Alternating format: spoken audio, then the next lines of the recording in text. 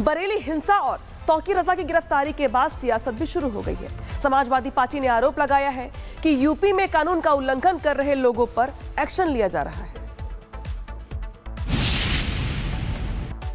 UP में गुंडा राज चल रहा है, माफिया राज चल रहा है, संविधान की कोई वैल्यू नहीं रह गई है।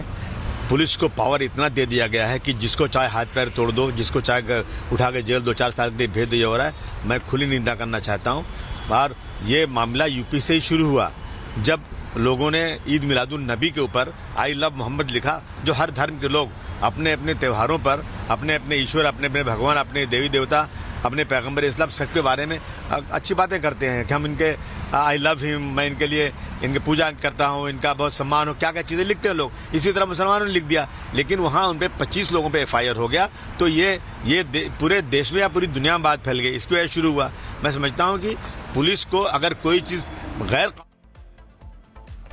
तो आपने अबू आजमी को सुना। यहाँ पे बरेली में मुस्लिमों की भीड़ पर हुए लाठीचार्ज को लेकर सियासी शोर तेज हो गया है। समाजवादी पार्टी खुलकर दंगाइयों के समर्थन में खड़ी हो गई है। ये हम नहीं कह रहे हैं, बल्कि समाजवादी पार्टी की प्रवक्ता का ताजा बयान इसकी तस्दीक कर रहा है। रिपोर्ट दिखाते हैं आपको।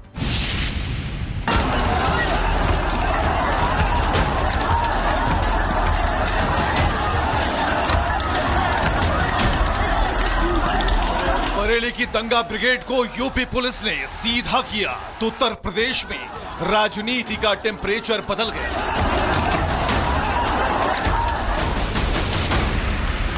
धर्म की जहरीली खेती करने वाले बरेली के मौलाना बौखलाए हैं तो समाजवादी पार्टी के नेता भी दंगाइयों के हमदर्द बने फिर रहे हैं। बुरी तरीके से लाठीचार्ज किया, ये बहुत ही ज्यादा शर्मनाक है।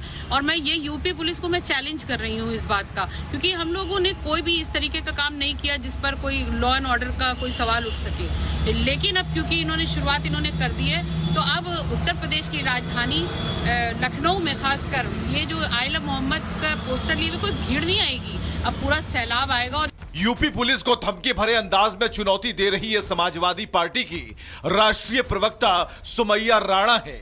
सुमैया की भाषा में दंगाइयों की पिटाई का भरपूर दर्द झलक रहा है।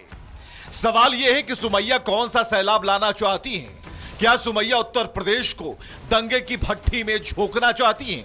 उत्तर प्रदेश की पुलिस चाहे तो अपनी बंदूकों के साथ तैयार रह सकती है। हम लोग खुशी खुशी अपने ऊपर गोलियां खा लेंगे, लेकिन ये जुल्म और ज्यादती बर्दाश्त बिल्कुल भी नहीं की जाएगी कि आई लव मोहम्मद कहने, लिखने या बोलने पर पाबंदी लगाई जा सके। सुमैया राणा शायद भूल गई हैं, उत्तर प्रदेश में योगी की सरकार है, कानून का राज है।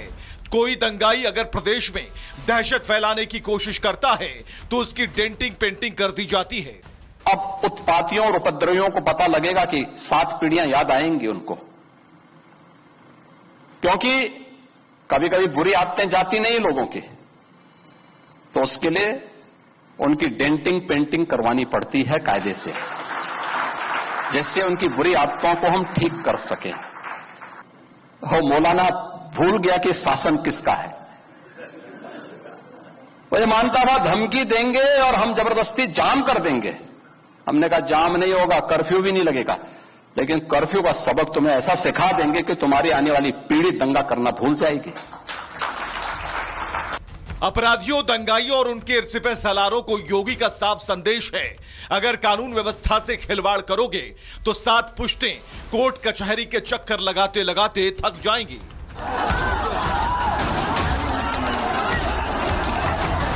सुमैया राणा का बयान ऐसे समय में आया है जब कानपुर से लेकर बरेली तक मुस्लिम समुदाय की भीड़ उन्माद के नशे में चूर है। कहीं आग लगाई जा रही है तो कहीं दंगा ब्रिगेड गाड़ियों को स्वाहा कर रही है।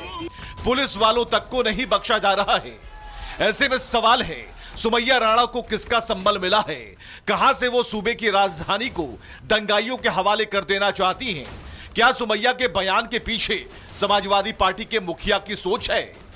दरअसल अखिलेश यादव ने कल एक्स पर लिखा, सरकार द्वारा ताकत का इजहार करना उसकी कमजोरी की निशानी होती है। सरकारें लाठीचार्ज से नहीं, सौहार्द सद्भाव से चलती हैं।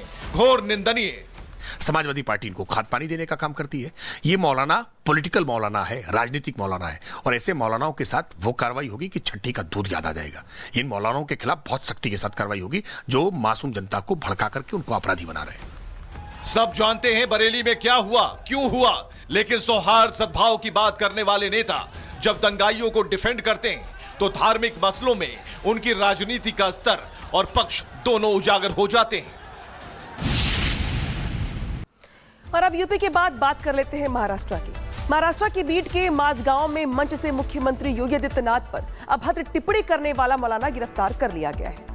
मुख्यमंत्री योगी को धमकी देने के मामले में दोनों आरोपियों अशफाक और रफीक को पुलिस ने गिरफ्तार कर लिया है और आगे की कार्रवाई की जा रही है। रिपोर्ट दिखाते हैं।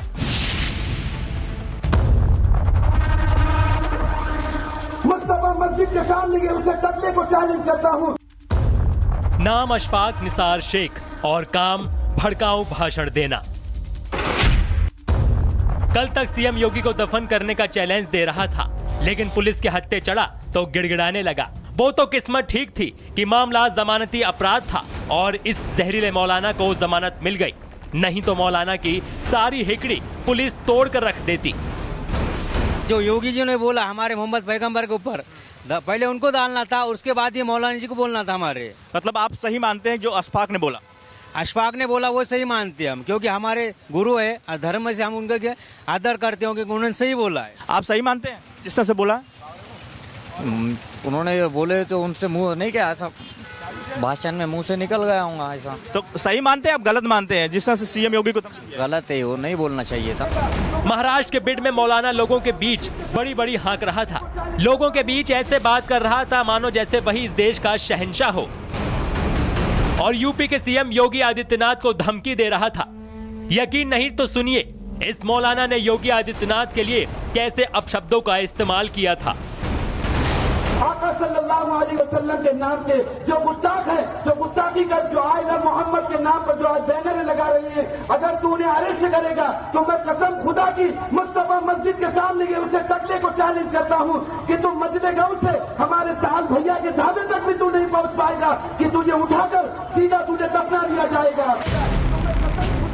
अब आप समझिए मौलाना अशफाक यूपी से करीब 1500 किलोमीटर दूर एक मस्जिद के सामने लोगों को भड़का रहा था, युवाओं के मन में नफरत के बीज बो रहा था, योगी आदित्यनाथ को दफन करने की धमकी दे रहा था। लेकिन मौलाना के खिलाफ मामला दर्ज किया गया तो मौलाना अशफाक और रफीक पुलिस से भागते फिर रहे थे, लेकिन पुलिस ने दोनों को गिरफ्तार कर लिया। अब बीजेपी ने धमकीबाज मौलाना को खुद बिड़ाने का चैलेंज दिया है।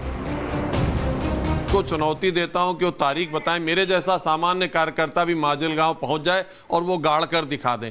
ये ताकत किसी में नहीं है, ये केवल इस तरह के बयानबाजी करने से उनकी छवि जो है सोशल मीडिया पे, चैनलों पे दिखने लगती है, इसलिए अतिरेक बयानबाजी है। अब कहां यूपी और कहां महाराष्ट्र? ऐसे में मौलाना का क्या तुक है कि वो यूपी के सीएम योगी आदित्यनाथ को दफन करने की धमकी दे।